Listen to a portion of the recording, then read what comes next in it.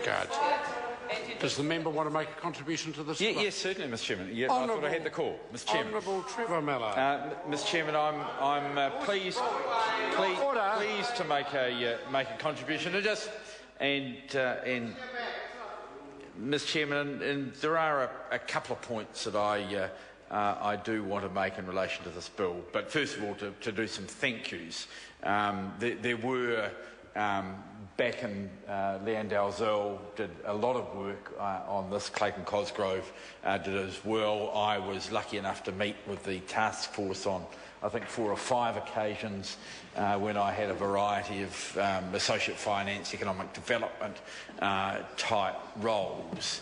Mr. Speaker, there was a very firm view amongst people on our side of the House, and I think shared on the other side as well, that it was important that we develop a system of capital raising New Zealand that reminded us a bit less of the Wild West. And I think that those of us of our generation will remember some of the problems in the late 1970s, in particular in the 1987 and around the crash there, where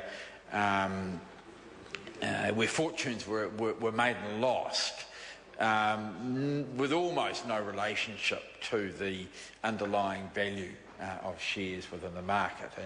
And certainly what happened in the 1980s caused a massive migration of investors out of the stock market, because essentially there was a lack of trust in the vehicles that were being used at the time, and there's a view that it is important for New Zealand to have a variety of arrangements whereby people can put in their money, whether it's shares, whether it's bonds, whether it's a variety of savings arrangements, so that they can have a clear indication of the level of security involved, and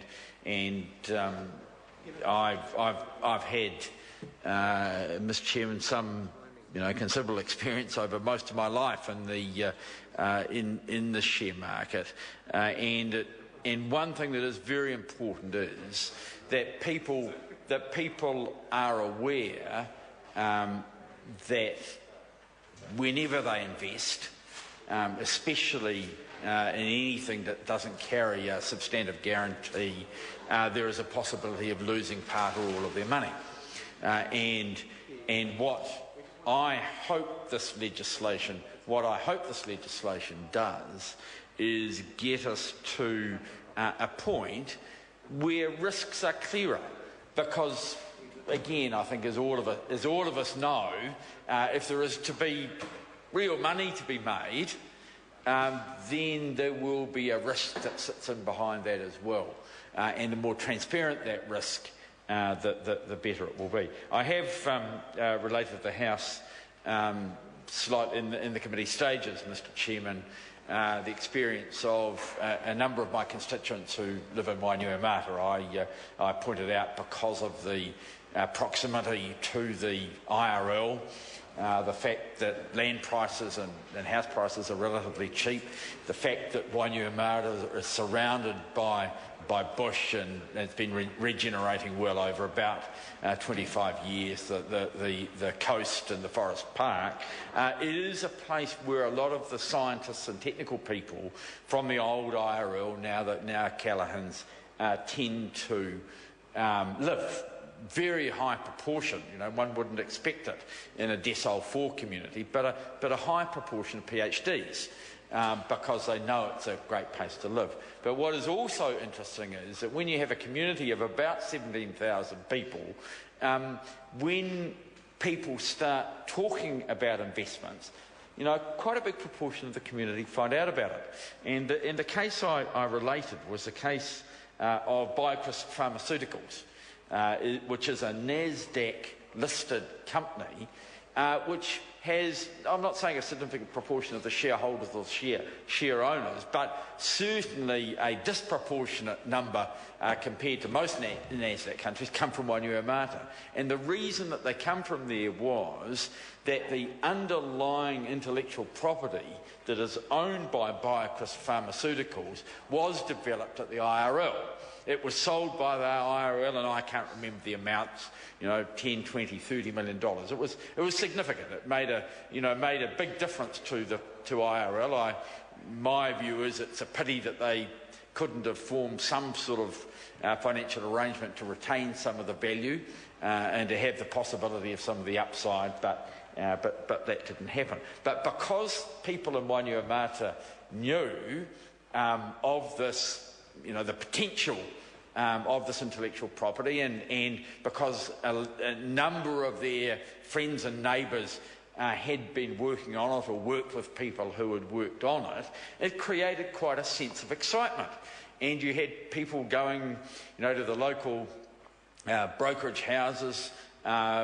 These days it is, you know, back in the day there used to be minimum brokerage fees, which meant that making investments of $200 or $300 was not really economic.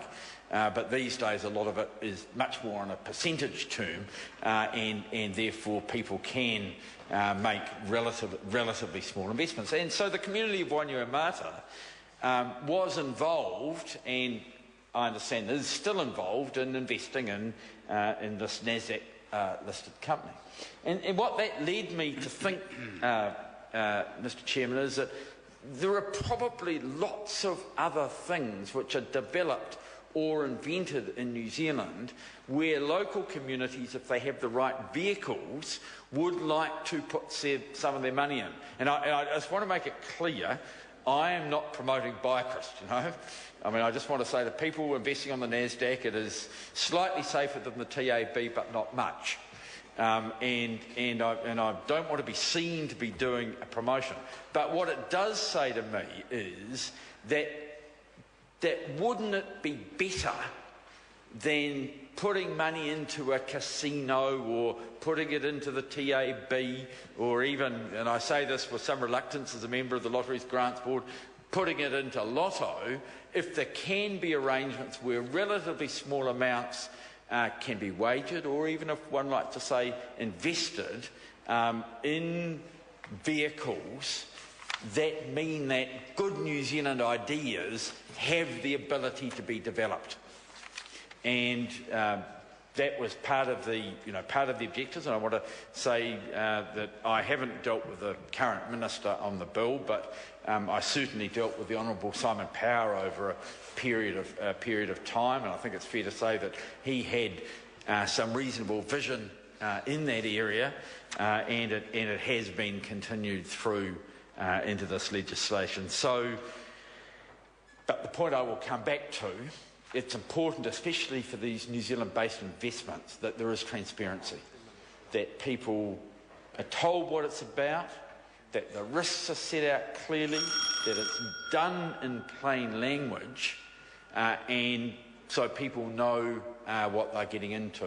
I think it is useful if we can do the, as I indicated earlier, the crowdfunding, the crowdsourcing of funding, using the internet, using Facebook, using a number of different vehicles for getting money in. And again, the evidence I know from bands who want to produce what I would have called records in the old days, but who want to produce and share music, quite a lot of the funding of the studio and other production arrangements is now done through that crowdfunding. Well, that's good for bands, but I would like to see it being done more and more for areas that are likely to create jobs and wealth for New Zealanders, and I think this bill has the potential to do that, Mr. Speaker.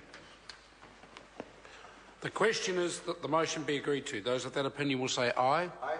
To the contrary, no. No. The ayes have it. A party vote has been called for. I ask the clerk to conduct a party vote. New Zealand National. 59 votes in favour. New Zealand Labour. 34 in favour. Green Party? 14 votes opposed. New Zealand First? 7 votes in favour. Māori Party? 2 votes in favour. Mana? 1 opposed. ACT New Zealand? 1 in favour. United Future? 1 in favour. Brendan Horan? 1 opposed. Any other votes?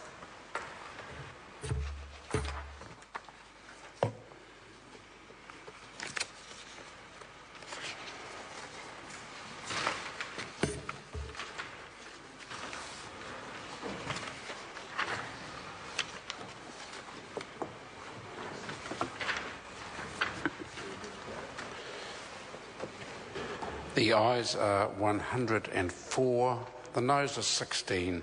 The motion is agreed to. Financial Markets Conduct Bill, third reading. Financial Markets Repeals and Amendments Bill, third reading. I call on Government Order of the Day number 7. Student Loan Scheme Amendment Bill number 3, first reading. Mr Speaker. Honourable Todd McLeay. Mr Speaker, I move that the